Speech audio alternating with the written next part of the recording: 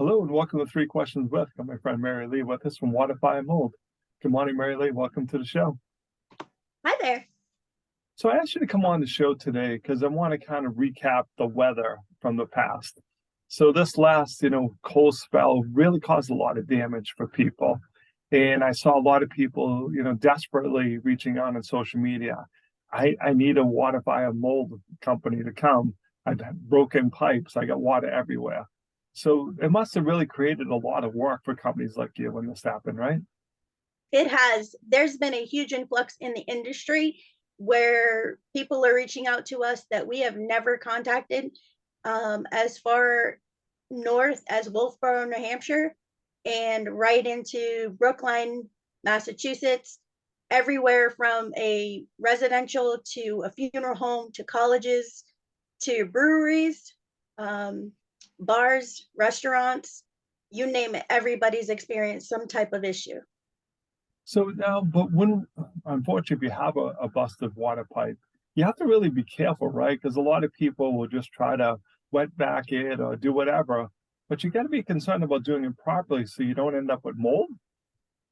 Right. So it's all about having that proper equipment. If you look on my left-hand shoulder, there's a little meter there, Yep. and that purple is showing you what was wet in that area behind the Oh, meter. yep. It's a thermal camera, and it's showing behind the wall that it's wet in there. So it's not just cleaning up what you are seeing, but we are actually going in and showing you that there's more damage there. Oh, that is amazing technology, that's for sure. So now, what is your service area? How far do you go from and where do you start? We don't have a service area. It's all Yep. about helping people Yep. when they need it, where they need it, if we can make it to them. And so Awesome. far, That helps. it does.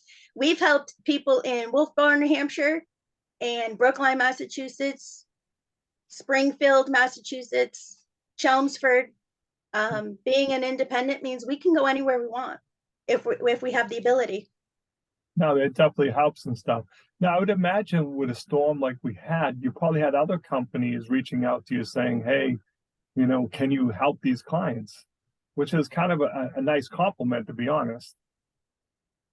For sure, it's all about helping the customers. At the end of the day, we want to make sure that everybody's getting their help that they need.